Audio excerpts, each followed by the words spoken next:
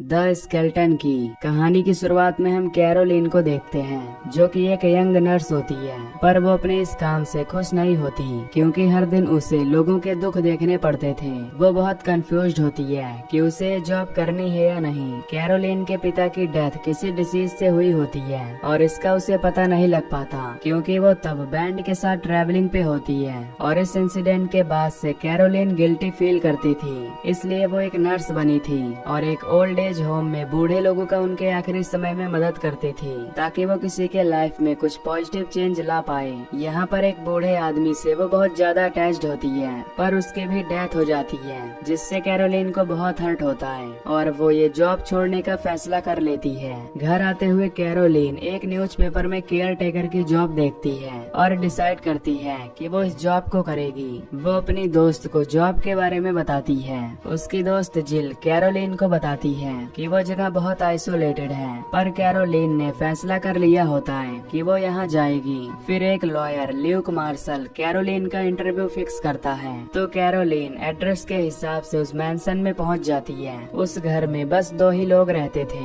Benjamin और उसकी wife violet. Ban चल फिर नहीं सकता था क्योंकि उसे किसी कारण से स्ट्रोक आया था और वो पूरी तरह पैरालाइज्ड था। कैरोलिन को उसी की देखभाल करनी होती है। पहली मुलाकात में वॉयलेट को कैरोलिन पसंद नहीं आती, पर लॉयर सब संभाल लेता है। कैरोलिन भी इस जॉब को मना नहीं करती क्योंकि उसे बैन की हालत काफी खराब लगती है और लॉयर उसे ये भी बताता है कि यहाँ कोई काम करने के लिए तैयार नहीं होता, इसलिए कैरोलिन जॉब एक्सेप्ट कर लेती है। यहाँ लॉयर वॉयलेट के प्रॉपर्टी के डॉक्यूमेंट्स को मेंटेन करने का काम करता था। वो कैरोलिन को अपना कार्ड देकर चला जाता है। फिर कैरोलिन शहर से अपने सामान लेकर उस मैंसन में आ रही होती है। रास्ते में वो एक गैस स्टेशन पे रुकती है। वहाँ पर कोई नहीं होता और डोर पे रेड मिट्टी से लाइन खींची होती है। कैरोलिन पैसे देने के लिए उसके अंदर जाती है, तो वहाँ अजीब चीजें रखी होती हैं, जैसे हड्डियों से बने स्ट्रक्चर्स। वहाँ पर अचानक उसे कुछ लोग दिखते हैं, जिससे वो डर जाती है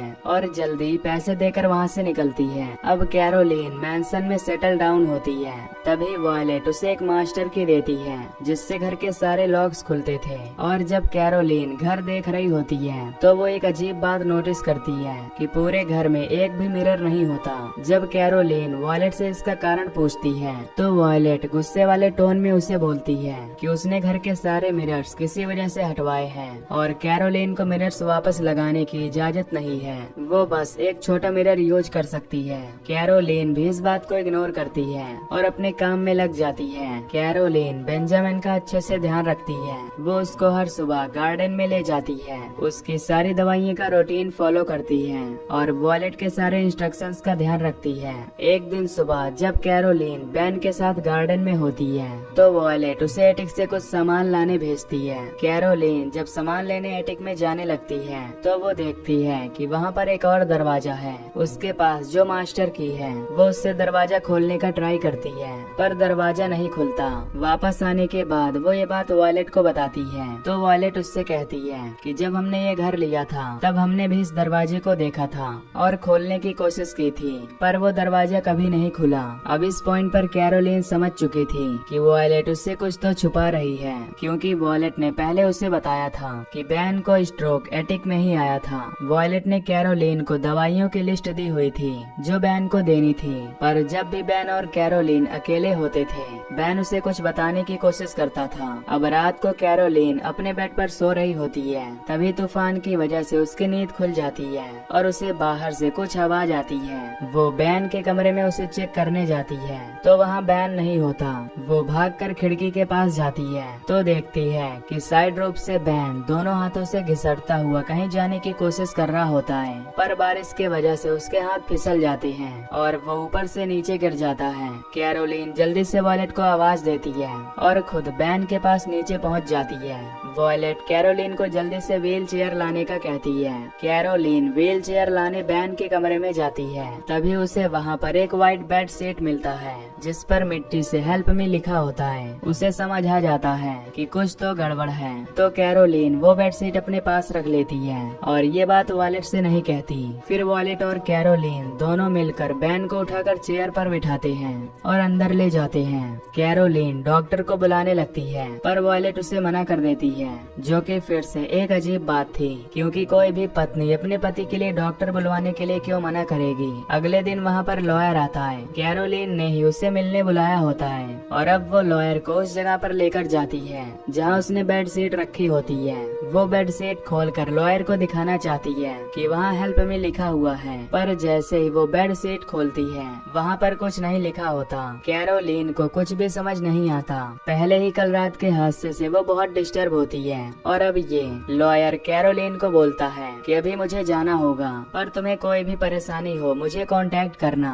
पर अब कैरोलिन के मन में बहुत सारे सवाल आ रहे होते हैं और वो उनके जवाब चाहती है। तभी उसे वो अटीक का कमरा याद आता है जो उस दिन चाबी से नहीं खुला था। कैरोलिन फिर से उस अटीक में जाती है और वो कमरा खोलने का ट्राई करती है। इस बार ध्यान से देखने पर उसे पता लगता है कि की होल को किसी ने ब्लॉक कर रखा था। वो उस ब्लॉकेज को खोलकर मास्टर की से उस दरवाजे को खोल लेती है और जब वो अंदर पहुंचती है तो देखती है कि वहाँ पर काले जादू की बहुत सारी चीजें रखी हुई होती हैं। उसको घर के सारे मिरर्स वहाँ पर मिलते हैं। वो इन सभी चीजों को देख ही रही होती है कि वहाँ वॉलेट आ जाती है, जिससे कैरोलिन छुप जाती है। हालांकि वॉलेट ने देख लिया होता है कि दरवाजा खुला है, पर तब भी वो बिना रिएक्ट करे वहाँ से निकल जाती है। कैरोलिन को वहाँ पर पुरानी रिकॉर्ड बुक भी मिलती है।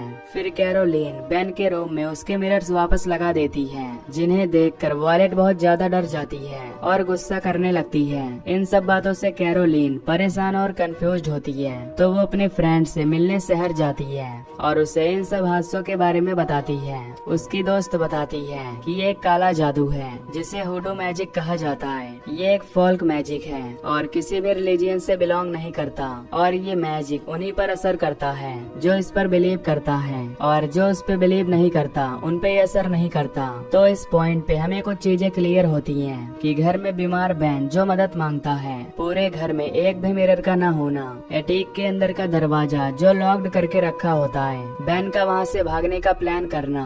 अब कैरोलिन फिर से एटीक के कमरे में जाती है ताकि उसे कुछ और चीजें पता लग सके, और इस बार उसे एक रिकॉर्डेड टेप मिलता है जिसका नाम होता है पापा जस्टिफाई कॉन्ज्यूर ऑफ सैक्रिफाइस। वो इस टेप को अपने अपार्टमेंट में ले जाती है ताकि वो आराम से उसे सुन सके। उस टेप में पापा जस्टिफाई की आवाज होती है जो कोई अजीब से मंत्र चैंट कर रहे होते हैं। अब घर में हुए इन अजीब अजीब इंसिडेंट के बाद कैरोलिन वॉलेट से सीधा बात करने जाती है, तो वॉलेट उसे बताती है कि ये घर 90 सालों पहले थॉर नाम के इंसान का था और यहाँ कुछ सर्वेंट्स काम करते थे, जैसे कि पापा जस्टिफाई और उनकी बीवी मामा सिजेल। एक दिन मैंसन में एक बहुत बड़ी पार्टी ऑर्गेनाइज्ड की थी और उसमें बहुत अमीर और पावरफुल लोग आए हुए थे। पार्टी के दौरान ही इन सर्वेंट्स ने घर के 2 बच्चों पर हुडू रिचुअल परफॉर्म किया था और इस रिचुअल का नाम कॉन्जूर ऑफ सैक्रिफाइस था, और ये रिचुअल पापा जस्टिफाई ने इन्वेंट किया था। और इस रिचुअल से वो दोनों उन बच्चों की बॉडी पर कब्जा करना चाहते थे, पर जैसे ही गेस्ट को ये सब पता लगता है कि अटीक में ये सब हो रहा है, तो सबने मिलकर इन सर्वेंट्स को घर के सामने वाले पेड़ पे लटका के जला दिया था। वॉलेट का कहना था कि उसने इसलिए घर के सारे मिरर्स निकाल दिए थे क्योंकि उन्हें उसमें जस्टिफाई और सिजेल की इमेज दिखती थी। इसके बाद कैरोलिन जिल के आंटी के पास जाती है जो कि हुडू प्रैक्टिस करती थी। कैरोलिन उन्हें बैन की हालत बताती है, तो वो आंटी उसे एक ऐसा स्पेल देती है जिसपे बैन पे जो भी मैजिक होगा वो थोड़ी देर के लिए खत्म हो जाएगा। वापस मैंसन पर आकर कैरोलिन चुपके से वो जादू बैन पे करती है, तो बैन सच में थोड़ा थोड़ा बोलने लगता है और कैरोलिन से हेल्प मांगता है, पर तभी वहाँ पर वॉलेट आ जाती है। कैरोलिन उसे कुछ नहीं बताती और सीधा लॉयर के पास जाती है। वो लॉयर को बताती है कि वॉलेट बैन पर कोई मैजिक कर रही है, पर लॉयर को इन सब बातों पर विश्वास नहीं होता। तभी कैरोलिन को वो गैस स्टेशन याद आता है जिसके डोर पे ब्रेक डस्ट की लाइन बनी होती है, तो लॉयर और वो उस स्टेशन पर जाते हैं जहाँ पर उन्हें एक ब्लाइंड बूढ़ी औरत मिलती मिलती है। कैरोलिन उसे हुडू मैजिक और ब्रिक डस्ट की लाइन के बारे में पूछती है, तो वो औरत उन्हें बताती है कि कोई भी ऐसा इंसान जो हुडू मैजिक करता हो वो इस ब्रिक डस्ट की रेड लाइन को क्रॉस नहीं कर सकता। और हुडू मैजिक में सबसे बड़ा रिचुअल होता है कॉन्जर ऑफ सैक्रिफाइस, जिससे मैजिक करने वाला अपने आत्मा को दूसरे शरीर में डाल देता है और उस शरीर की आत्मा अपने शरीर में। इससे वो कभी भी नहीं मरते और जब भी वो बूढ़े होते हैं अपने शरीर एक्सचेंज कर लेते हैं। और अब कैरोलिन को हुडू मैजिक पर पूरी तरह से भरोसा हो जाता है और वो समझ जाती है कि वॉलेट अपने घर पे कोई न कोई बड़ा रिचुअल करने वाली है और जो बेन की हालत है उसके लिए वही जिम्मेदार है। फिर कैरोलिन मैंसन में जाती है और दरवाजे पर वो ब्रिक डस्ट की लाइन खींच लेती है ताकि वॉलेट बाहर न आ सके, और वो वॉलेट को ड्रग भी दे देती है ताकि वो उसका पीछा ना करे। इसके बाद कैरोलिन बेन को गाड़ी में बिठाती है और वहाँ से निकलती है, पर आगे मेन गेट लॉक्ड होता है। पीछे वॉलेट को भी होश आ जाता है और वो गन से कैरोलिन की गाड़ी पर फायर करने लगती है। तब कैरोलिन बेन को एक सेफ जगह पर छुपा के खुद हेल्प लेने के लिए लॉयर के पास जाती है। वहाँ जब वो लॉयर के घर में एंटर करती है तो देखती है कि वहाँ हुडू मैजिक की टेप चल रही होती है और ये वही टेप होती है जो उसे अटैक में मिली थी। इससे कैरोलिन समझ जाती है कि लॉयर और वॉलेट मिले हुए हैं। वहाँ पर कैरोलिन को अपने कुछ फोटोज भी मिलते हैं जो लॉयर ने अपने पास रखे होते हैं। वो समझ जाती है कि हुडू मैजिक किसी और पे नहीं बल्कि उस पे ही किया जा रहा है। तभी वहाँ पर लॉयर आता है और वो उसे जबरदस्ती पकड़ के उसी घर में ले जाता है जहाँ पर ये लोग उस पे हुडू मैजिक करना चाहते हैं। कैरोलिन अपने आप को छुड़ा के वहाँ से भागती है, तभी वॉलेट उसका पीछा करती है और उनके बीच हाथापाई शुरू हो जाती है। इसी बीच कैरोलिन वॉलेट को ऊपर से नीचे धक्का दे देती है जिससे उसके पैर में फ्रैक्चर हो जाता है और कैरोलिन खुद अटैक के उस रूम में छुप जाती है और अपने दोस्त को और 911 को कॉल करती है ताकि कोई जल्दी से उसकी मदद करने आ जाए। फिर अपने आप को बचाने के लिए कैरोलिन अपने अराउंड ब्रिक डस्ट का सर्कल बना लेती है ताकि वॉलेट और लॉयर उसके पास ना आ पाए, और वो एक मंत्र पढ़ना भी शुरू कर देती है। वॉलेट घिसटते घिसटते वहाँ पर आ जाती है। वो कैरोलिन से कहती है कि तुम अब इस सर्कल से कभी बाहर नहीं आ सकती और ये मंत्र तुम्हें बचाएगा नहीं बल्कि तुमने हमारा काम आसान कर दिया। फिर वॉलेट एक बड़े मिरर को कैरोलिन की तरफ करती है, उसमें उसे मामा सेजिला की आकृति दिखती है। तभी कैरोलिन को उसके दोस्त की बात याद आती है कि जो हुडू मैजिक पर भरोसा नहीं करता उस पर ये मैजिक असर नहीं करता। इसलिए कैरोलिन बार बार बोलती है कि मुझे इस मंत्र पर भरोसा नहीं है। तभी अचानक मिरर टूट जाता है। कैरोलिन और वॉलेट दोनों ही बेहोश हो जाते हैं। इसके बाद हम देखते हैं कि कैरोलिन और वॉलेट इनकी आत्मा एक्सचेंज हो गई होती है और वॉलेट को एक जवान शरीर मिल चुका है और अब वॉलेट जो कि कैरोलिन के शरीर में होती है वो वॉलेट को यानी कि कैरोलिन को जबरदस्ती एक लिक्विड पिलाती है जिससे उसको स्ट्रोक आता है और उसकी बॉडी पैरालाइज्ड हो जाती है। असल में ये दोनों जो भी लॉयर के और कैरोलिन के बॉडी में होते हैं वो उन्हीं केयर टेकर्स की आत्मा होती है,